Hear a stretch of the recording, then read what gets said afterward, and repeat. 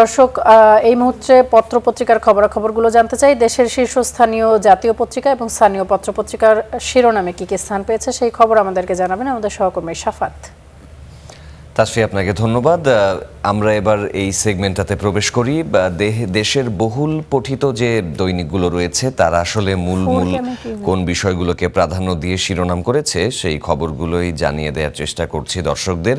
শুরুতে আপনারা দেখতে পাচ্ছেন যে প্রথম আলো আমরা দেখতে পাচ্ছি। প্রথম আলো কিন্তু ইরানের যে ঘটনাটি এক সপ্তাহ ধরে চলা 28শে ফেব্রুয়ারি আমেরিকা ইসরায়েলের যৌথ আক্রমণের পরে যে পরিস্থিতিটি রয়েছে সারা বিশ্বেই এর প্রভাব বিদ্যমান, আমরা সেটি কিন্তু দেখতেও পাচ্ছি। তো সেই বিষয়টিতে তারা একটি বড় করে শিরোনাম করেছে যে ইরানে নির্বিচার হামলায় প্রাণ হারাচ্ছে বেসামরিক মানুষ। এই পর্যন্ত তারা 7 দিনে হতাহতের চিত্রটা কিন্তু প্রকাশ করেছে এবং বেশ উদ্বেগজনক এই সংখ্যাটা। এখানে আমরা দেখতে পাচ্ছি যে 1097 বেসামরিক মানুষের মৃত্যু হয়েছে, মোট নিহত যেখানে 1320। বলা যাচ্ছে যে প্রায় 80% বেশি কিন্তু সাধারণ বেসামরিক নাগরিক যারা এই আক্রমণে বলি হয়েছেন সেই ব্যাপারটি প্রকাশ করা হয়েছে।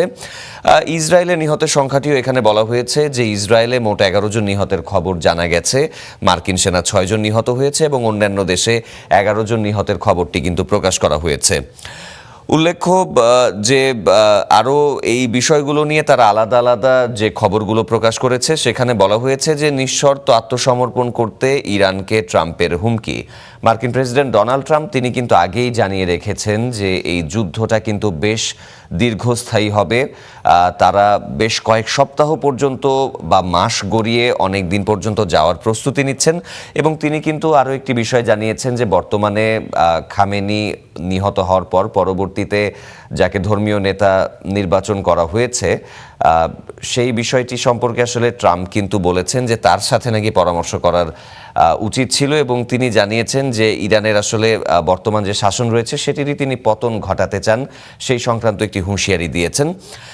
তারপরে আরও একটি বিশ্লেষণে এখানে বলা হচ্ছে যে ইরানকে বিভক্ত করার পরিকল্পনা যুক্তরাষ্ট্র এবং ইসরায়েলের। এই ব্যাপারটি আসলে নিয়ে যারা বিভিন্ন বিশ্লেষকরা রয়েছেন তারা আসলে ইরানের বর্তমান অবস্থা বা এই দেশটা কি আসলে পরবর্তীতে আবার আরেকটি ইরাক হতে যাচ্ছে কিনা 9/11-এর ঘটনার পরে, সেই ব্যাপারে আসলে তারা একটি মতামত প্রকাশ করেছেন।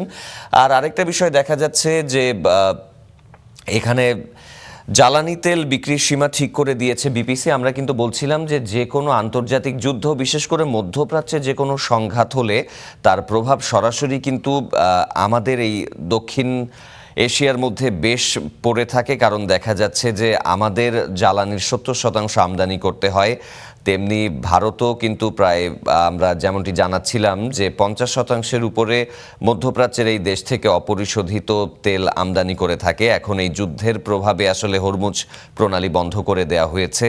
তো আন্তর্জাতিক বাজারে কিন্তু তেলের দাম বেশ ওঠানামা করছে। এখন বিপিসি গতকালকে বলেছিল যে 20 দিনের মতো আসলে জ্বালানি সরবরাহ বাংলাদেশে থাকবে। তারপরও মানুষ কিন্তু আতঙ্কিত হয়ে দেখা গেছে যে পেট্রোল পাম্প থেকে শুরু করে সব জায়গার মধ্যে বেশ একটা ভিড় লক্ষ্য করা গেছে। তো তারপরে বিপিসি কিন্তু জ্বালানি তেল বিক্রির সীমা ঠিক করে দিয়েছে। তার পাশাপাশি যারা কিন্তু বিভিন্ন যানবাহনের তেল নেয়ার জন্য ফিলিং স্টেশনগুলোতে যাচ্ছেন সেগুলোর একটা মাত্রা নির্ধারণ করে দেয়া হয়েছে, সেই ব্যাপারে একটা সিদ্ধান্তের কথা জানা গেছে। মোটামুটি এটি আসলে প্রথম আলোতে মূল ব্যাপারগুলো ছিল। তার পাশাপাশি ফ্যামিলি কার্ডের ব্যাপারটা বেশ আলোচিত করে তারা শিরোনাম করেছে। নারীর ক্ষমতায়ন নিশ্চিতে এই ফ্যামিলি কার্ডটি চালু করা হচ্ছে, এই ব্যাপারে জানানো হয়েছে। তার পাশাপাশি নেপালের যে একটি নির্বাচন হয়েছে, নেপালেও কিন্তু পরিবর্তিত একটি পরিস্থিতি হয়েছিল। তো সেখানে আসলে নেপালে ভোট গ্রহণ হয়েছে পুরনোদের হটিয়ে জয়ের পথে তরুণদের নেতা। তো নেপালের রাজনীতিটা এখানে প্রাধান্য পেয়েছে। প্রথম আলোর পরে আমরা অন্যান্য পত্রপত্রিকাও একটু যেতে চাই। যুগান্তর আসলে কি কি শিরোনাম করেছে সেই জায়গায় একটু চোখ বুলাতে চাই। যুগান্তরও কিন্তু দেখছেন যে এই যে জ্বালানি তেলের রেশনিং বেশ আলোচিত একটি বিষয় কিন্তু এখন রয়ে গেছে যে আন্তর্জাতিক বাজারে জ্বালানির দাম সমন্বয় হবে, তো তার পাশাপাশি দেশে নিশ্চয়ই এর প্রভাব পড়বে, সেই ব্যাপারেও তারা বড় করে শিরোনাম করেছে। এবং তার পাশাপাশি আরেক জায়গায় বলা হচ্ছে যে নতুন অস্ত্রের সমুদ্রের ঝাঁপি খুলল ইরান, ইসরায়েলের হৃৎপিণ্ডে আঘাত। এখানে আসলে ইরান কিন্তু একটি বিষয় জানিয়েছিল যে তাদের এখন হারানোর কিছু নেই এবং তারা তাদের সর্বোচ্চ দিয়ে এই যুদ্ধটা করে যাবে। দুই পক্ষের মধ্যে কিন্তু যুদ্ধবিরতির আসলে কোনো ধরনের আলাপ দেখা যাচ্ছে না এবং এই সংকটটা আসলে যত বাড়বে বৈশ্বিক প্রভাবও কিন্তু এর সাথে সাথে বেড়ে যাবে। তো এই ঘটনাটি এখানেও বেশ বড় করে প্রাধান্য পেয়েছে এবং তার পাশাপাশি ঈদযাত্রা ব্যাহত হওয়ার সংকটও কিন্তু এই জ্বালানি সংকটের কারণে হতে পারে, সেই ব্যাপারটি কিন্তু বলা হচ্ছে। কারণ দেখা যাচ্ছে যে তেল এবং জ্বালানি ব্যাপারটা এমন যে এইটার সাথে দেশের এবং বৈশ্বিক সব কিছু জড়িত। তো এখানে ঈদযাত্রায় যে একটা প্রভাব পড়বে সেই ব্যাপারটাও কিন্তু তারা একটি শিরোনাম করেছে, সেটি আমরা দেখতে পাচ্ছি। এবং আরেকটি বিষয় যে অতি মুনাফায় লোভ, ঠকছেন ভোক্তা, ঈদ বাজারে ফের অসাধু চক্রের কারসাজি। যেটা দেখা যায় যে প্রত্যেকবারে ঈদের সময় একটা জিনিস, নিত্যপণ্যের সিন্ডিকেটকারী একটা চক্র যারা সব সময় থাকে তারা এবারও কিন্তু সক্রিয়। তো সরকার এবং প্রশাসনের কাছ থেকে কঠোর একটি ব্যবস্থা সকলেই আশা করেন, সাধারণ জনগণ যাদের আসলে এই অবস্থার মধ্যে পড়তে গেলে নাভিশ্বাস উঠে যায়। তো সেই অবস্থা থেকে আসলে তাদেরও পরিত্রাণ দরকার এবং এই অসাধু চক্রের কারসাজি বন্ধে একটা পদক্ষেপ নেয়ার কথা বলা হচ্ছে। দৈনিক আমার দেশ কি শিরোনাম করেছে সেটি একটু দেখতে চাই। এখানে তারা বলছে যে ইরানের ধ্বংসের পর ট্রাম্পের নিশানায় কিউবা, ইরান যুদ্ধে হতাহতের ঘটনার বিষয় জানানোর পাশাপাশি কিউবাতে একটি উদ্বেগের খবর আমার দেশ প্রকাশ করেছে। বলছে যে কমিউনিস্ট কিউবান সরকারের পতন হতে চলেছে, মাদুরোর অনুপস্থিতিতে অভিভাবকহীন হাভানা, জ্বালানি সংকটে বিদ্যুৎ উৎপাদন ব্যাহত। তো তারাও আসলে যে ব্যাপারটা বলছে যে মার্কিন প্রেসিডেন্ট ডোনাল্ড ট্রাম্প এই দ্বিতীয় মেয়াদে আসলে ক্ষমতায় আসার পরে তার অনেকগুলো সিদ্ধান্তর কিন্তু নেতিবাচক প্রতিক্রিয়া বিশ্বজুড়েই দেখা গেছে। তো এই অবস্থাটা আসলে এখানেও বলা হচ্ছে। তারপরে এখানে আমরা যেমনটি বলছিলাম যে সবগুলো সংবাদপত্রই কিন্তু জ্বালানি তেলের সংকটের খবরটি প্রচার করেছে। নেপালের নির্বাচনের কথা জানাচ্ছিলাম, সেটিও আমার দেশ জানিয়েছে।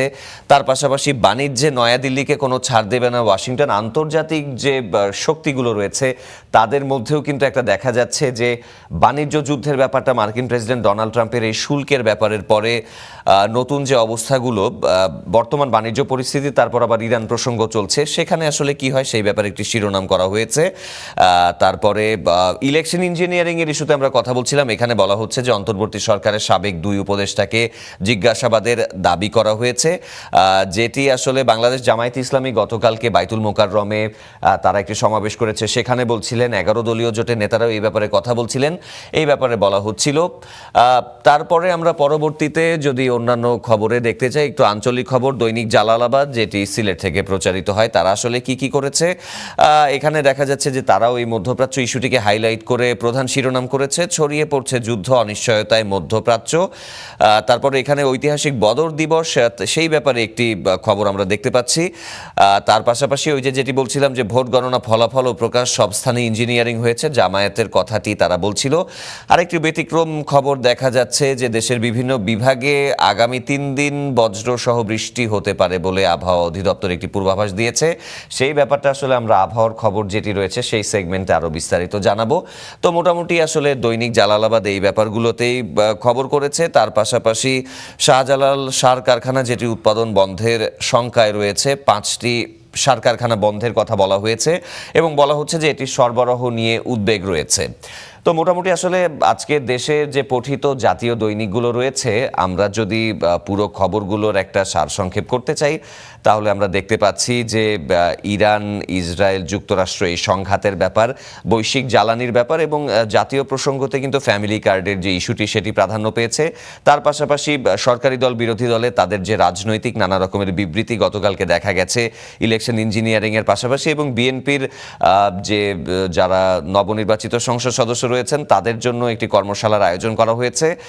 এটির আসলে আজকে দ্বিতীয় দিন। তো এই সকল ব্যাপারগুলো নিয়েই দেশের যে সংবাদপত্রগুলো রয়েছে যারা বহুল পঠিত তারা খবরাখবর জানিয়েছে। তো সংবাদপত্র সেগমেন্টে এই ছিল আমার কাছে সর্বশেষ তথ্য। আমরা আবারও একটু প্রাইম সেটে যেতে চাই, সেখানে সহকর্মী তাসফিয়া রয়েছেন, তিনি আরও কিছু খবর জানাবেন। তাসফিয়া, অসংখ্য ধন্যবাদ, আপনি আমাদের সঙ্গে যুক্ত হয়েছেন এবং এই সকালবেলা আমাদের পত্রপত্রিকা পড়ার অভ্যাস, সেই খবরাখবরগুলো আপনি আমাদেরকে জানাচ্ছিলেন।